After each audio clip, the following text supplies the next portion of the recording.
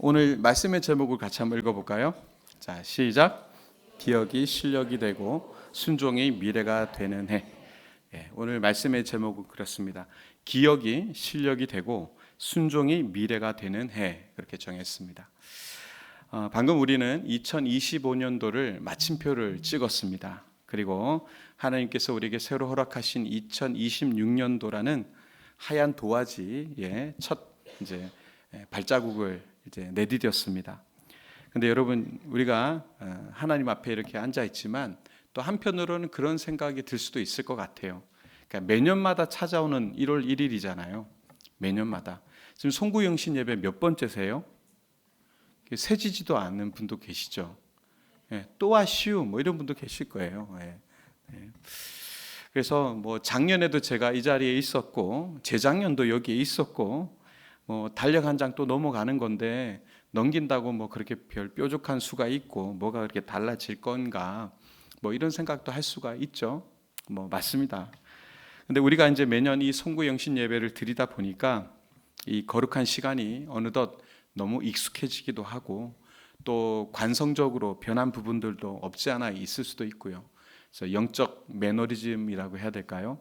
예전에는 이 1월 1일이 다가오면 뭔가 이런 걸 해봐야 되겠다. 이번엔 좀 뭔가 변화를 줘야 되겠다. 내 삶에 아주 개선이 좀 있어야 되겠다라고 하는 결단, 결심 이런 것들이 막 각오가 있었는데 이제는 뭐 의욕도 별로 없고 그냥 그렇게 맞닥뜨리는 분들도 있지 않을까 그런 생각이 들었습니다. 그리고 나서 이제 덕담 한마디씩 전하고 이제는 이제 명절에 문자 보내고 인사하는 것도 이제 힘들어 못하겠어 이런 분들도 계시더라고요. 그 형식적인 인사를 매번 드리는데 새해 복 많이 받으세요. 뭐 카드 쓰고 카톡 보내고 근데 막 아침에 일어나니까 1월 1일이라 내일 아침에 오늘 아침에 카톡 많이 올 거예요. 새해 복 많이 받으세요. 새해 복 많이 받으세요. 근데 이걸로 끝나는 게 아니라 또 구정 때 되면 또 새해 복 많이 받으세요. 그 답장하는 게 이제 귀찮아요. 새해가 그만 왔으면 좋겠어. 이런 생각도 하고 막 그런 것도 있죠.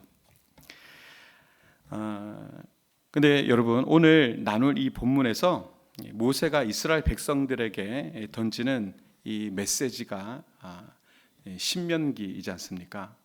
일전에 그들이 광야에 들어올 때 시내산에서 받았던 하나님의 말씀을 다시 한번 두 번째 다시 그들이 말씀을 받는 거거든요. 그 말씀을 이제 모세가 광야 1세대가 지나서 2세대들에게 다시 하는 얘기인데 그들에게 이 말씀을 던질 때 뭐 늘 듣던 말씀, 뭐 늘 강조하던 말씀이겠지만 그렇다고 해서 아까처럼 얘기했던 것처럼 관성에 따라서 너희들이 늘 들었기 때문에 또 들어야 돼 하는 그런 한가한 덕담 수준이 아니었습니다. 이것은 곧 이제 죽음을 앞둔 노 지도자가 모세가 가나안이라고 하는 거대한 미래를 마주하고 두려워 떨고 있는 후배들에게 가장 치열하고도 날카로운 생존 전략으로서의 말씀을 던지고 있는 겁니다. 여러분 오늘 우리와 함께 이제 막연한 기대가 아니라 2026년도에는 어떤 영적 승부를 내가 해야 될 것인가라고 하는 그 마음에 어떤 각오들이 좀 있으셨으면 좋겠습니다. 어제와 같은 오늘을 살지 않겠다라고 하는 결단, 지난 해와 같은 올해를 살고 싶지 않다라는 그런 각오, 그런 것들이 우리에게 좀 있었으면 좋겠습니다. 그 영적 승부수를 두는 우리에게 오늘 이 말씀은 굉장히 귀한 말씀이 될 것입니다. 짧은 시간이지만 이 새해를 시작하는 이 즈음에 오늘 이 말씀이 여러분들에게 부디 또 선한 도전이 되실 수 있기를 바랍니다. 자, 요즘 우리가 사는 시대를 일컬어서 데이터의 홍수의 시대다 이런 얘기를 합니다. 수많은 데이터들이 쏟아져 나오는 시대이죠. 여러분 궁금한 게 있으면 요즘 어떻게 합니까? 스마트폰 딱 꺼내서요. 좀 앞서가시는 분들은 AI에게 물어봅니다. 제미나이에게 챗GPT에게 물어보면 금세 모든 정보들이 막 쏟아져 나옵니다. 예전에는 이렇게 검색을 하면 잘못된 정보들이 많이 쏟아졌지만 요즘에는 그래도 얼추 굉장히 검증된 정보들이 막 쏟아져 나옵니다. 근데 여러분 참 이상하지 않습니까?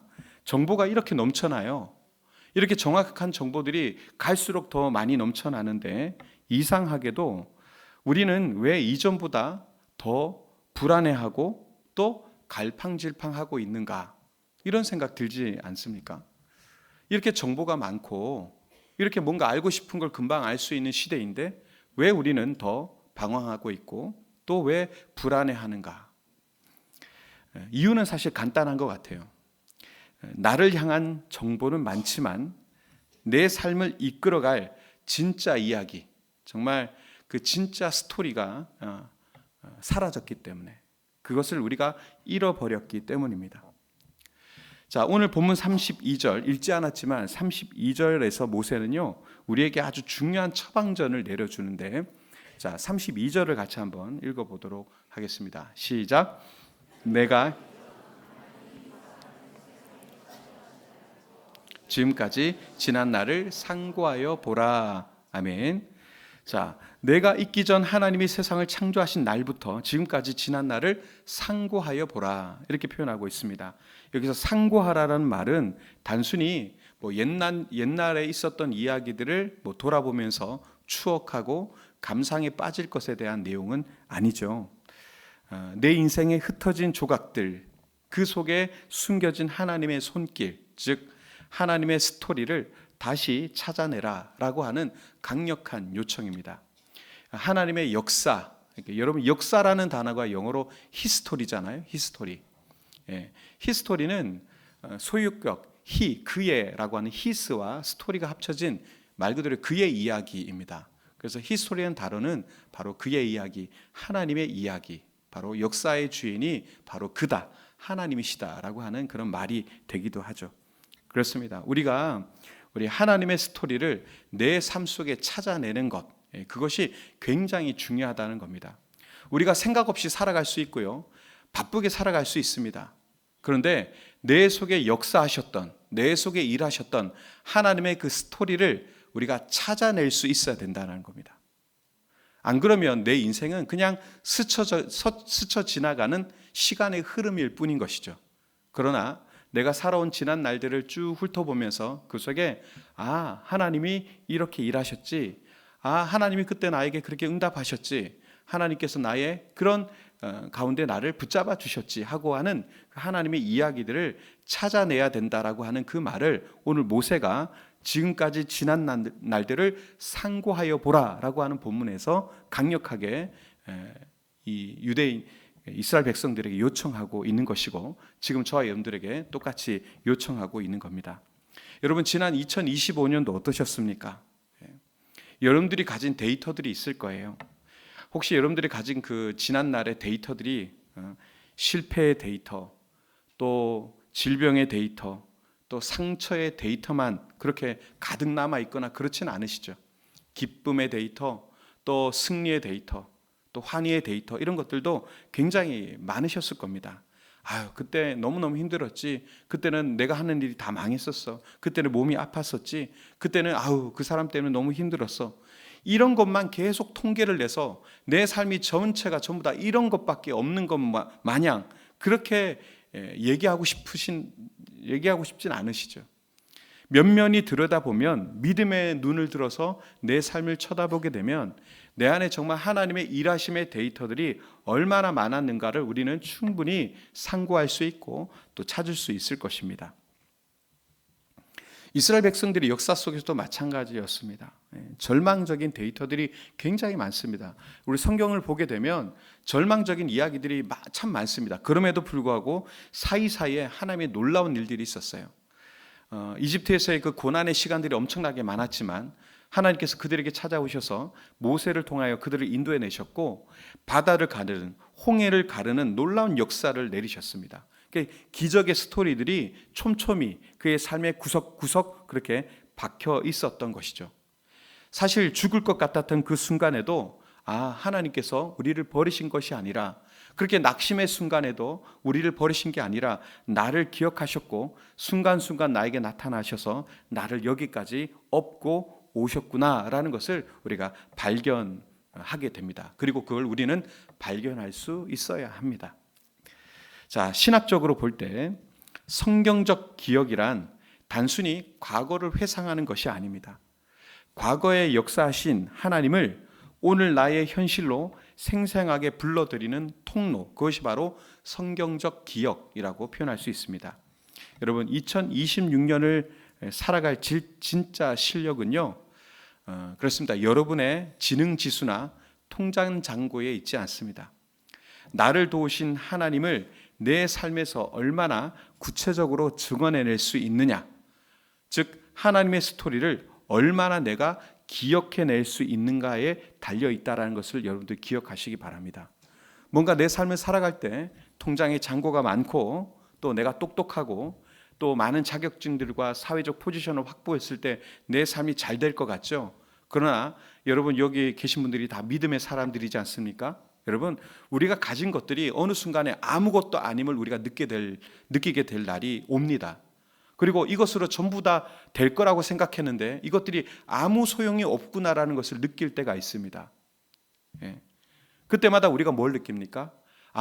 하나님께서 그때 내가 아무것도 할 수 없는 무능한 순간에 찾아오셔서 나를 건져내셨지. 그때서 비로소 우리가 소망을 가지게 되고 다시 살아갈 힘을 얻지 않습니까?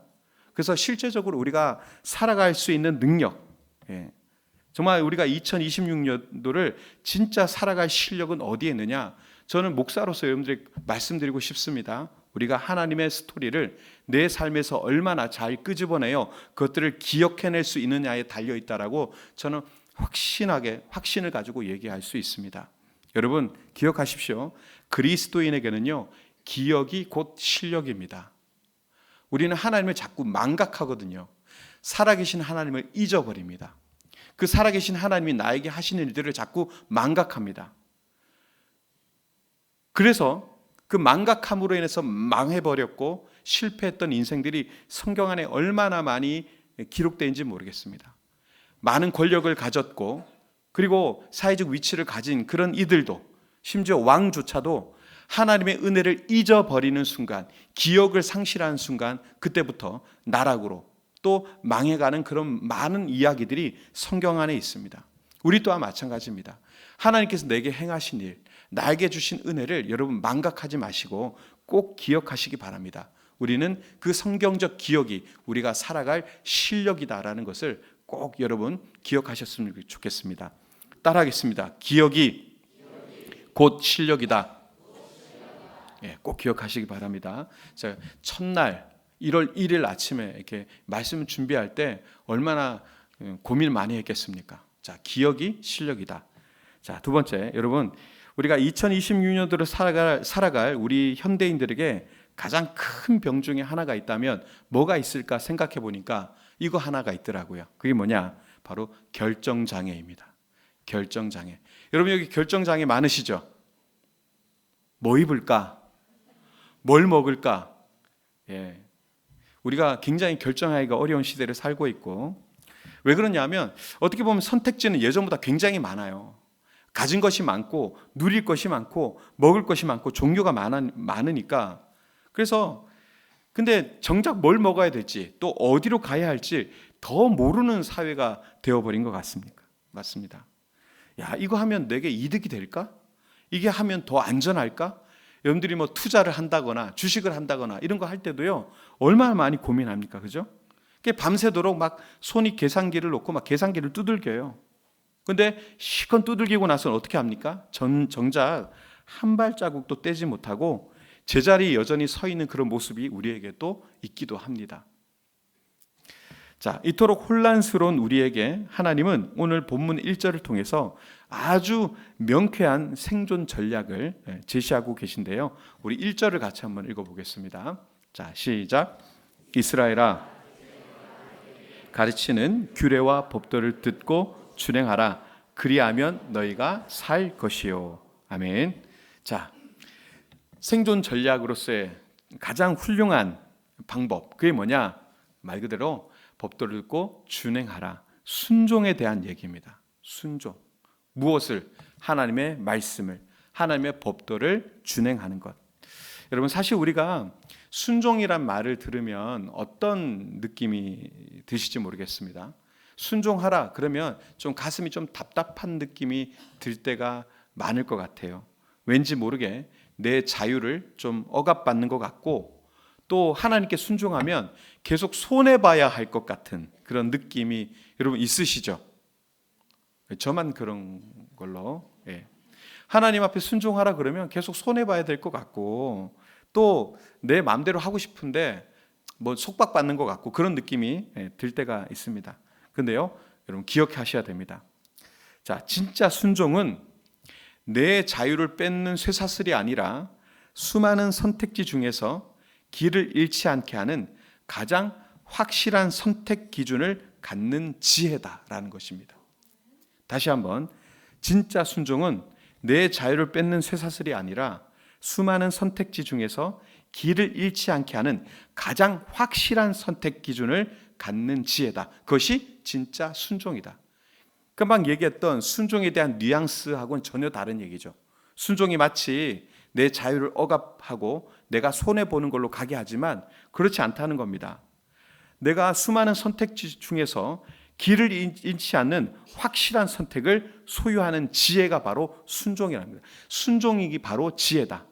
순종이 바로 지혜다. 그 얘기를 하는 것입니다. 사람들은요, 상황이 변하면 흔들립니다. 유행과 트렌드에 따라서 이리저리 막 흔들리고 휩쓸려 다닙니다. 그런데요, 그리스도인은 누구입니까? 변하는 상황이 아니라 변치 않는 말씀, 계속해서 변하고 막 이렇게 휘청거리는 그런 상황이 아니라 변치 않는 진리의 말씀이라는 그 기준에 내 인생을 던지는 사람이 바로 그리스도인이잖아요. 그리스도인은 변치 않는 진리의 말씀에 인생을 던져 넣은 사람이지 상황에 따라 이리저리 휘청거리는 인생이 아니다라고 말씀드린 겁니다. 그렇습니다. 우리가 하나님을 진짜 믿는다라는 것은 내 손 안에 들려있는 그 계산기 더 이상 두들기지 말고 쓰레기통에 과감히 집어넣고, 그리고 하나님의 말씀이라는 것에, 가장 지혜로운 선택인 하나님의 말씀이라는 것에 내 인생을 집어 던져 순종하는 것, 그것이 바로 그리스도인의 삶이 되어야 하는 것입니다.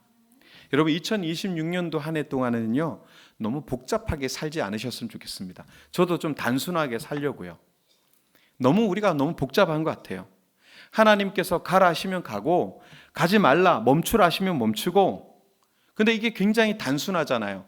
근데 이 단순한 순종이 우리의 미래를 가장 안전하게 열어주는 지혜라는 것입니다. 우리가 계산기를 두들기죠. 머리를 굴리죠. 근데 불안해요. 실컷 계산기를 두들기고 선택했는데도 이게 잘한 건가? 굉장히 불안해요. 여러분 쇼핑하실 때도 이제 젊은 사람들 쇼핑할 때도 10원, 20원에 벌벌 떨지 않습니까? 조금이라도 싼 거 사려고 막 하잖아요. 근데 구매를 이제 선택해서 구매를 누르는 순간에 더 싼 게 있을 텐데?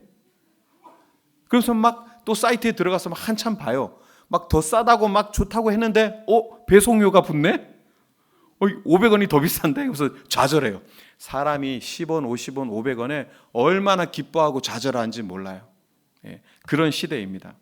우리가 계산기를 두들기라는 것이 사실 굉장히 명확하고 기쁨을 줄 것 같지만 굉장히 불안해요. 그러나 주님의 말씀을 따라 걷는 미래는요, 아주 든든합니다. 단단합니다. 계산기를 의지하는 인생이 아니라 말씀을 따르는 인생을 여러분 선택하시기 바랍니다. 좀 돌아가는 것 같아 보여도요, 그것이 가장 빠른 길이다라는 것을 말씀드리고 싶습니다. 같이 따라하겠습니다. 돌아가는 것 같이 보여도 가장 빠른 길이다. 뭐가요? 순종이요. 하나님 말씀에 순종할 수 있는 그런 단순한 삶을 한번 선택해 보시길 바랍니다. 자, 마지막으로 우리가 2026년도를 시작하면서 절대 놓지 말아야 할 포인트 하나가 더 있는데요. 우리 4절을 같이 한번 읽어보겠습니다. 자, 시작. 오직 너희의 하나님 여호와께부터 떠나지 않는 너희는 오늘까지 다 생존하였느니라. 아멘. 이제 매년마다 이제 연말에 나오는 목회 트렌드 보고서가 있습니다. 지난번에 지용근 소장님이 이렇게 늘 통계로 만드는 책인데, 근데 2026년도 목회 트렌드에 보면은 지금의 이 시대를 어떻게 정의하고 있냐 하면 고립의 시대다, 그렇게 정의합니다. 고립의 시대. 자, 왜 그러냐면 통계를 내보니까 사람들이 전부 다 뭐라고 얘기하냐면 점점 혼자가 편해요라고 대답을 한답니다. 같이 있는 게 편합니까? 혼자 있는 게 편합니까? 그러면 다들 그냥 차라리 혼자 있는 게 편해요라고 그렇게 얘기합니다. 나 혼자만 잘 살면 되지, 나 혼자 집에서 예배 드리면 편하고 좋지, 그렇게 생각한다고 합니다. 여러분 그렇습니까? 솔직하게 그런 면이 우리 안에 있죠. 그러나 성경은요, 우리에게 아주 단호하게 말씀합니다. 하나님께 붙어 있다, 하나님께 붙어 있고 동시에 그분의 몸인 공동체에 딱 붙어 있는 자만이 사실 진짜 생존할 수 있다라고 성경은 우리에게 얘기하고 있습니다. 여러분, 그리스도 안에서 열리는 미래는 결코 나 혼자만의 성공을 위한 무대가 아닙니다. 여러분, 가나안 땅을 이제 앞두고 정복해 나가야 되는 이스라엘 백성들에게 오늘 모세가 말씀을 주는데요. 여러분, 가나안 땅은 결코 혼자 정복하는 곳이 아니라 옆에 있는 지체들의 손을 잡고 함께 들어가야 되는 곳이 가나안 땅입니다. 내 강함을 자랑하는 곳이 아니라 서로의 약함을 돌보며 함께 걸어가야 하는 곳, 그것이 바로 가나안이었습니다. 여러분 생각해 보십시오. 내가 정말 힘들어서 막 숨이 넘어갈 것 같을 때 나를 대신해서 하나님 앞에 함께 울어줄 한 명이 곁에 있다라는 것, 여러분 어떻습니까? 여러분 그게 진짜 복이거든요. 여러분들이 엄청 힘든 일이 생겨서 기도할 기력이 없어서 신음밖에 나지 않을 때 그 모습을 안타까워하며 그를 위해서 함께 울어주고 기도할 수 있는 사람이 있다는 것. 여러분들이 몸이 아플 때 새벽마다 함께 나와서 여러분들의 이름을 외치며 치유해 달라고, 고쳐 달라고 그렇게 눈물 지으며 기도할 수 있는 그런 동력자가 있다라는 것, 여러분 어떻습니까? 얼마나 큰 복입니까? 또 내가 누군가의 맺힌 눈물을 닦아줄 수 있는 영적인 여유를 가지고 산다는 것, 정말 되게 근사한 그런 인생이지 않겠습니까? 내가 무엇이 간데 그럼에도 불구하고 내가 누군가를 위해서 기도해 줄 수 있다라는 그 영적인 여유, 너무 근사하지 않습니까? 여러분, 주님이 약속하신 이 가나안의 진짜 복은 그저 그 안에 있던 땅을 차지하여 부동산을 늘리는 것, 자신의 어떤 그런 물리적인 그런 자산을 늘리는 것, 거기에 있지 않습니다. 바로 서로 돌봄의 관계 속에 흐르고 있는 하나님의 사랑, 그것에 있다라는 것입니다. 2026년도 한 해 우리 공주중앙 공동체가 누군가 지쳐 쓰러질 때 기꺼이 어깨를 나누어 주고 또 함께 중보해 줄 수 있는 그런 중보의 공동체, 사랑의 공동체, 그런 공동체가 될 수 있기를 바랍니다. 우리가 서로의 손을 놓지 않을 때 하나님은 우리 모두를 생존을 넘어 승리의 자리로 인도하실 줄로 믿습니다. 자, 말씀을 정리하겠는데요. 2026년이라고 하는 새로운 가나안의 첫 시간이 이제 우리 앞에 흐르기 시작했습니다. 조금 전부터요. 아직 1시간이 안 됐습니다. 우리 이제 2026이라고 하는 가나안 땅에 들어왔습니다. 자, 이 시간은 우리가 사실 한 번도 가보지 않고 그래서 아주 낯설은 그런 미지의 공간이고 시간이기도 합니다. 근데 우리보다 앞서 그곳에 가 계시며 우리를 위해서 잔치를 예비하고 계시는 하나님의 약속의 땅이기도 합니다. 하나님께서 가나안 땅에 들어갈 때 이스라엘 백성들에게 내가 너희들에게 준 땅, 이미 허락한 땅이었거든요. 그 땅. 우리에게 주어진 2026년도도 마찬가지입니다. 우리에게 이미 주신 땅입니다. 주신 땅. 우리가 정복이라고 얘기하지만 정복이 아니라 사실은 하나님 아버지로부터 우리가 그것을 어떻게 이양받는 거예요. 아버지의 것을 이양받는 겁니다. 자, 그 약속의 땅으로 이제 들어가야 되는데 오늘 말씀을 다시 한번 되짚어서 우리가 이 2026년이라고 하는 가나안 땅을 승리하는 비결이 정말 간단하게 제가 3가지로 말씀을 드렸습니다. 첫 번째는 뭐였습니까?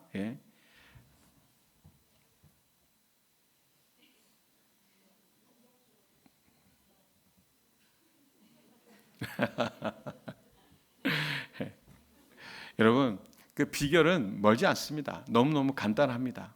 오늘 영상에도 나와 있으니까 여러분 꼭 보시고요. 여러분, 일단은 여러분들의 과거를 후회가 아니라 은혜로 해석하시기 바랍니다. 지난 날의 모든 사건 속에 숨겨진 뭘 찾아내야 된다? 하나님의 스토리를 찾아내십시오. 여러분들이 가진 데이터가 그때 망했어, 힘들었어, 외로웠어, 그거 말고요. 그 속에서도 홍해를 가르셨던 하나님의 스토리, 내 속에 일하셨던 스토리. 기억이 곧 뭐다? 뭐라고요? 감사합니다. 기억해 주셔서. 2026년도 되니까 기억력이 살아난 것 같아요. 네, 그렇습니다. 영적 기억력을 회복하시기 바랍니다. 두 번째, 오늘 내게 주신 말씀에 인생의 핸들을 완전히 맡기시기 바랍니다. 여러분, 계산기 이제 버리세요. 계산기를 버리시고 말씀의 인생을 던지십시오. 말씀의 인생을 던지는 단순한 순종의 길, 그 순종이라고 하는 그 단어에 여러분 인생을 한번 걸어보시기 바랍니다. 계산기 백날 두들겨 봐야 여전히 불안해요. 여전히 헤매요.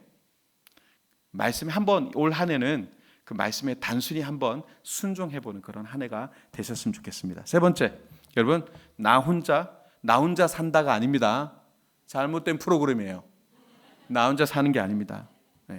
내 곁에 있는 성도들과 함께 손잡고 함께 걸어가시기 바랍니다. 서로의 아픔을 보듬는 서로 돌봄의 공동체, 그 안에서 진짜 복을 누리시기 바랍니다. 여러분들이 아프면 저희 가만히 있지 않습니다. 저 가만히 있지 않습니다. 여러분들이 아프고 괴로운 일이 생기면 저 가만히 있지 않습니다. 같이 기도합니다. 새벽마다 여러분들의 이름을 부르며 기도합니다. 허락해 주신다면, 여러분들의 이름을 부를 수 있도록 허락해만 주신다면 그 이름을 붙들고 같이 기도합니다. 왜냐하면 우리 교회 공동체는 그런 공동체입니다. 함께 가는 공동체입니다. 이 2026년도라고 하는 이 가난을 우리가 정복하기 위해서는 함께 가야 합니다. 올 한 해 우리는요, 두려움의 해, 실패의 해, 그런 거 없습니다. 2026년도는 영광의 해가 될 줄로 믿습니다. 이 확신을 가지고 이제 주님의 손을 꽉 붙잡고 담대하게 새해의 걸음을 한 걸음 한 걸음 떼시기 바랍니다. 여러분, 하나님께서 여러분들과 함께 하십니다. 또 하나님께서 여러분들을 통해서 새 일을 행하실 줄로 믿습니다. 여러분들의 삶의 곳곳에 홍해를 가르실 줄로 믿습니다. 놀라운 일들을 행하실 것입니다. 올 한 해 여러분들의 삶 가운데 기가 막힌 히스토리, 영광의 이야기들, 아주 아름다운 이야기들이 여러분 삶 가운데 충만하시기를 주님의 이름으로 축원드립니다.